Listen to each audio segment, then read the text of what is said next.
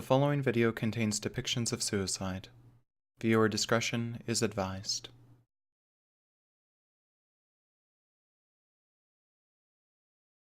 It's the day of the festival, and welcome back. God, everything has gone so swimmingly. The most I can hope is that this fires without too many hitches. Which it's not going to, because this is a game. This is a visual novel, and everything's already started to go off the rails, so of all days, I expect this to be the one where I'd be walking to school as Sayori, but of course, no. But Sayori isn't answering her phone, probably because she's sitting in bed, finding even less reason to get out of bed this morning. As if that was even possible. She'll probably be late, if anything, or she's just spying out the window so that she doesn't have to walk with Sayori, with Moonin, because, no, she doesn't want to walk with herself. I considered going to her house to wake her up, but decided that's a little too much. Yes, that would be a little too much, I think. Meanwhile, the preparations for the event should be nearly complete. The banner Yuri and I painted is dry, and I gently rolled it up to take it with me. She sent me a pleasant text reminding me not to forget anything, and I reassured her. Funnily enough, I probably feel the same way as Natsuki about the event. I'm more excited for it to be over so I can spend time with Sayori and Yuri at the festival. But knowing Monika, I'm sure the event will be great too. Moonin, you're the first one here. Also, why is there no music? Like, that's really unsettling.